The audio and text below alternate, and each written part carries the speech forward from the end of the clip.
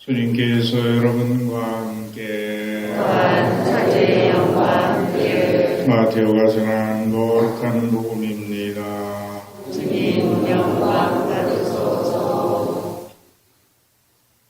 그때 11 제자는 갈릴레아로 떠나 예수님께서 분부하신 산으로 갔다. 그들은 예수님을 뵙고 엎드려 경배하였다. 그러나 더러는 의심하였다. 예수님께서는 그들에게 다가가 이르셨다. 나는 하늘과 땅의 모든 권한을 받았다. 그러므로 너희는 가서 모든 민족들을 제자로 삼아 아버지와 아들과 성령의 이름으로 세례를 주고 내가 너희에게 명령한 모든 것을 가르쳐 지키게 하여라. 보라, 내가 세상 끝날까지 언제나 너희와 함께 있겠다. 주님의 말씀입니다.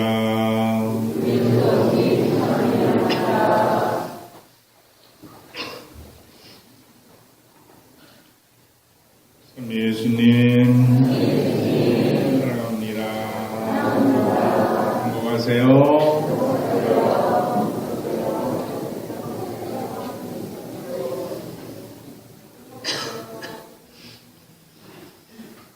한 주간 평안하셨습니까? 네. 조금 추운 느낌이 들었었지만 오늘은 아주 햇살도 밝게 비치고 따뜻한 느낌이 들어서 좋은 가을 아침인 것 같습니다. 올 가을에는 유난히도 단풍이 아름답지도 않고 단풍이 채 들지도 않은 것 같습니다. 왜 그럴까요? 날이 빨리 추워져서요. 비가 오랫동안 내리면서 빛이 부족하기 때문에 잎은 단풍이 들어야 되는데 단풍 들지 못한 채 추워지니까 그냥 떨어져 버리고 마는 것 같습니다. 우리의 인생도 이런 가을처럼 되어진다면 뭔가 마음에 들지 않겠죠? 단풍 들어야 되는데 곱게 그렇게 생각을 한번 해보면서 어떻게 해야 단풍이 곱게 들 수 있는지 그 뜻을 깨닫기 위해서라도 오늘 독서에서 제일 독서에서 우리에게 초대해 주신 말씀대로 뭘 깨달으면 좋겠습니까? 주님의 빛 속으로 걸어가자. 초대하시는 말씀이죠. 빛 속으로 걸어가야 그렇게 아름다운 단풍이 들 수 있다는 것 생각해 보면서 우리가 다른 사람을 그 빛으로 초대할 수 있는 신앙인이 되었으면 좋겠다 싶습니다. 그래서 오늘 전교주일을 맞이했습니다. 어떤 사람이 마음에 들고 어떤 사람은 마음에 들지 않아 그럴 수 있다 생각을 하는데 어떤 사람이 더 가깝게 느껴지고 마음에 들까요? 말이 잘 통하는 사람, 안 통하는 사람 둘 중에 물론 잘 통하는 사람이겠죠. 근데 말이 통하지 않는다. 귀가 먹었는지 말을 해도 전혀 듣질 않는다. 그러면 굉장히 답답하겠죠.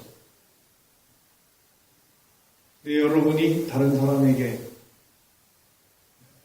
진리의 복음을 전하는데 도대체 듣질 않아. 답답하겠죠? 근데 한번 반대로 또 생각을 한번 해봅시다. 예수님이 오늘 뭐라고 그랬어요? 내가 너희에게 명령한 모든 것을 가르쳐 지키게 하여라. 가르쳐 지키게 하여라. 이렇게 말씀하셨죠? 그리고 바오로 사도는 디모데오에게 하나님의 말씀을 전파하시오. 기회가 좋든지 나쁘든지 꾸준히 전하고 끝까지 참고 가르치시오. 이런 말씀을 전해주세요. 근데 우리는 예수님의 말씀대로 복음을 전하고 있는가? 또 바오로 사도가 얘기하신 것처럼 기회가 좋든지 나쁘든지 꾸준히 전하면서 끝까지 참고 가르치고 있는가? 이것을 생각해 보면 나는 주님의 말씀을 잘 듣고 살아가는 사람인가 아닌가를 한번 식별해 볼 수 있을 것 같아요.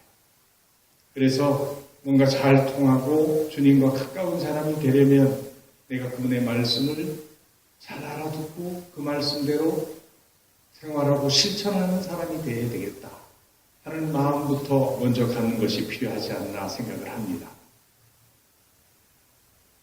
복음 선포를 한다는 것은 예수님께서 당신 제자들에게 맡기신 사명이기도 하지만 교회 공동체인 세례를 받은 하나님 백성 모두에게 당부하신 말씀이라고 볼 수 있습니다.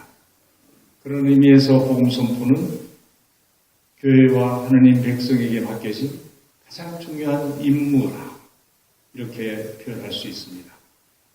그래서 교회는 본질적으로 이렇게 복음을 선포하는 공동체라고 볼 수 있는데 이 의미는 뭐냐?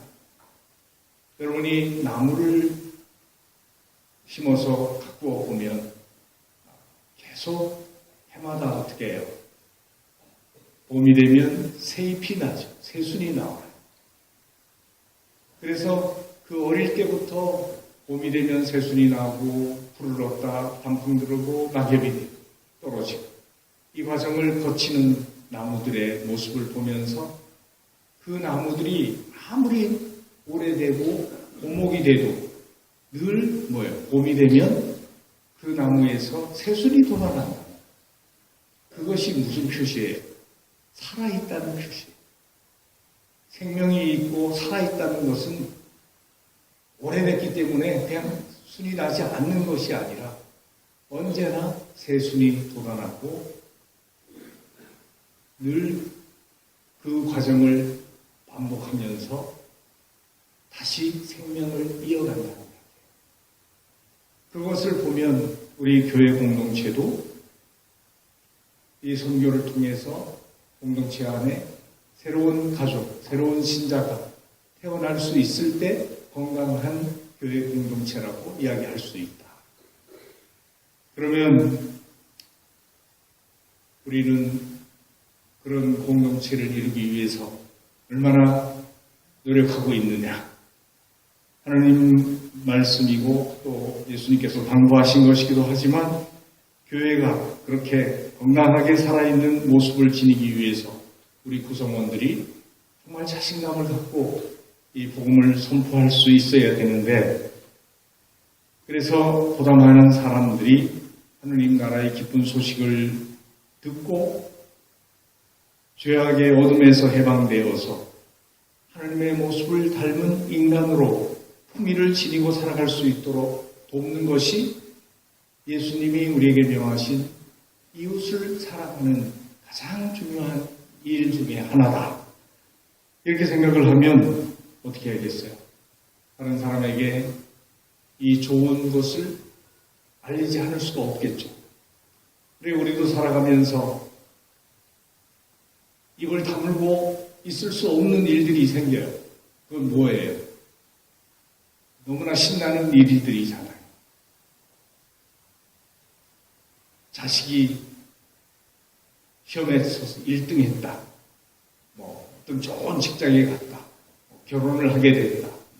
등등 여러 가지 기쁜 일이 있으면 그 이야기를 마음에만 담고 입 다물고 살 수가 없어요. 누군가에게 자랑하고 싶어서 몸살이 나잖아요. 그렇다면 복음을 전한다는 것 자체도 뭐예요? 내가 하느님을 알고 믿고 그 자녀로 살아가기 때문에 그 신앙의 기쁨을 충만하게 느낀다는 이야기예요. 그분을 믿고 살기 때문에 내 삶이 너무나 평화롭고 행복하다. 그리고 기쁨으로 넘친다. 그렇게 생각될 때는 그 좋은 것을 누군가와 함께 하자고 초대하지 않을 수가 없다는 이야기예요. 그런데 그 기쁨이 없으면은 어때요? 그냥 이 신앙이 멍해가 되고 짐이 되죠.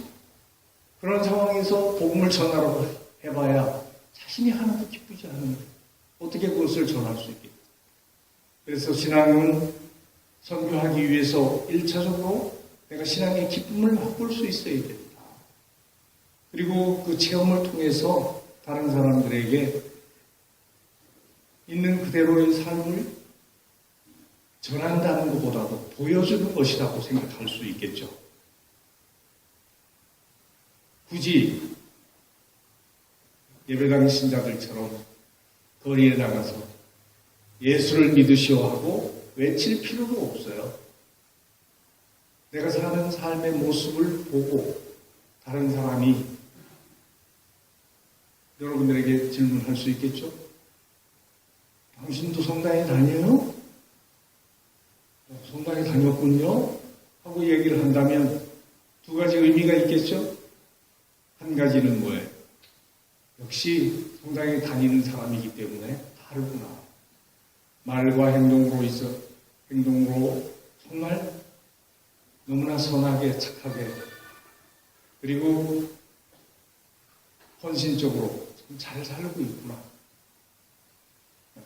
그러니까 저렇게 사는 거구나. 성당에 다니니까. 이렇게 생각하는 것 하나 있을 수 있고 또 하나는 뭘까요? 예? 성당에 다닌다는 사람이 어찌 저 모양이야. 예. 말이나 행동이 어떻게 정말 저럴 수가 있을까?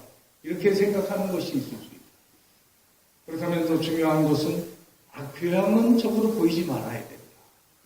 내가 신앙생활을 하면서 다른 사람에게 정말 악교양을 보이게 된다면 그것은 다른 사람이 걸려 넘어지게 만들고 하나님과 교회를 멀리하게 만드는 걸림돌이 된다는 이야기예요.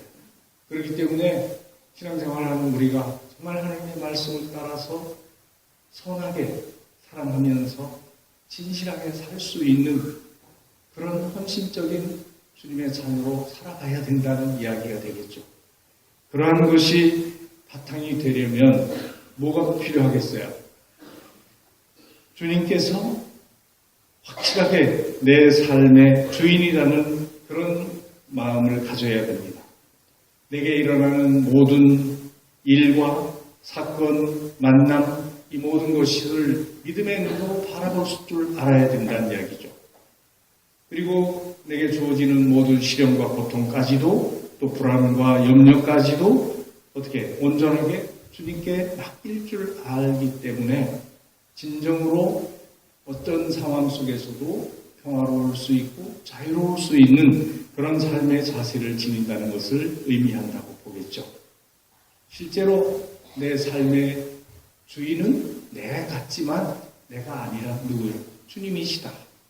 이것을 깨달을 수 있도록 초대하는 사실은 그건 분명한 진리인데도 많은 사람이 착각하고 있죠.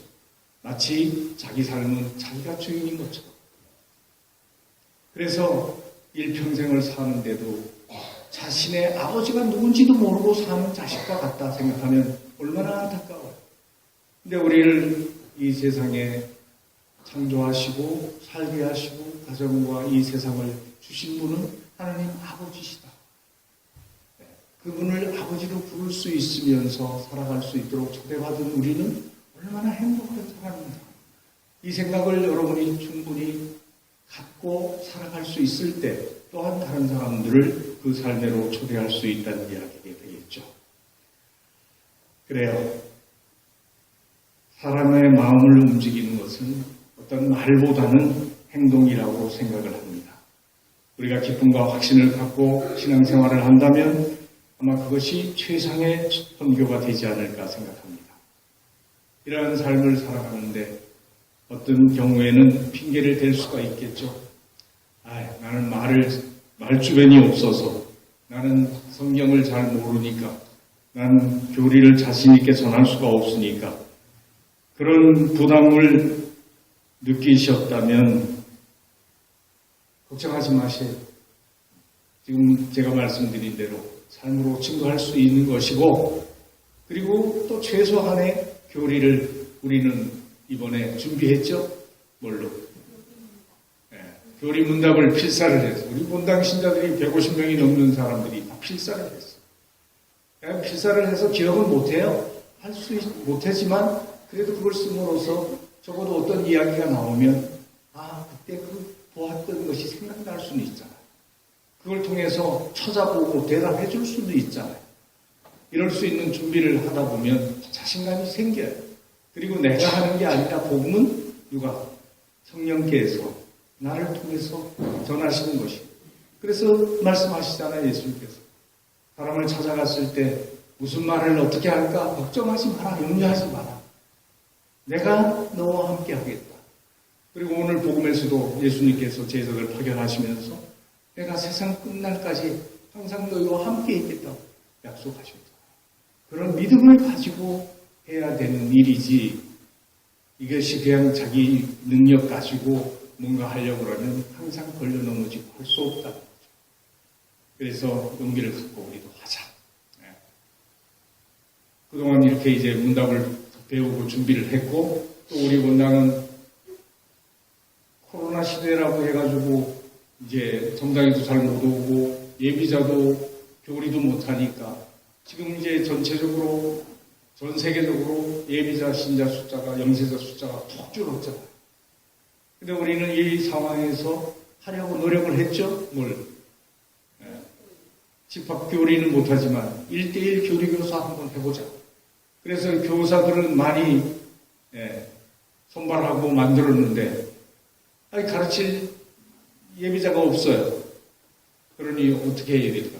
지금부터는 이제 우리가 그 역할을 좀 하자. 누구에게라도 여러분이 모르는 사람에게 전할 수는 없잖아요. 여러분이 알고 있는 사람에게 한번 손 내밀어 볼 수 있는 용기를 갖자.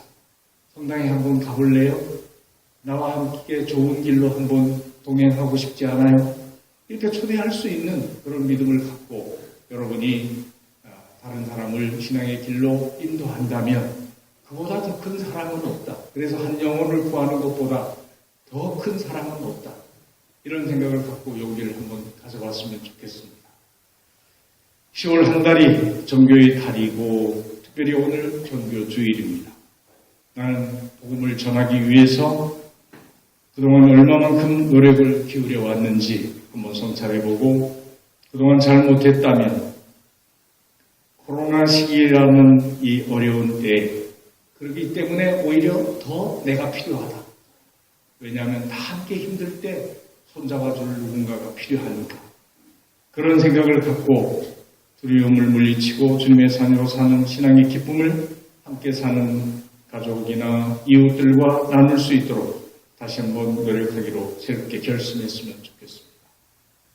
굳이 새로운 사람을 초대하기가 어렵다면 신자가 되어 있으면서 오지 못하는 냉담한 사람들도 있으니까 그들도 손을 잡아줄 수 있는 그런 마음가짐, 이것은 사랑에서 비롯됩니다.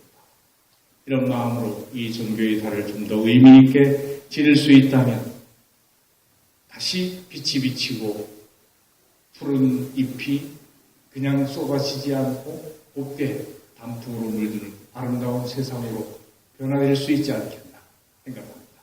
그런 은총의 삶으로 우리를 초대해 주신 주님께 감사를 드리면서 형성된 마음으로 이사를 봉헌하고, 굳이 그것조차도 할 수 없다면 어려운 지역에 위험을 무릅쓰고 선교하는 그 선교사들에게 나는 물질적으로라도 도움을 주겠다는 마음을 갖고 형성된 마음으로 헌금을 해주셔도 좋을 것 같습니다.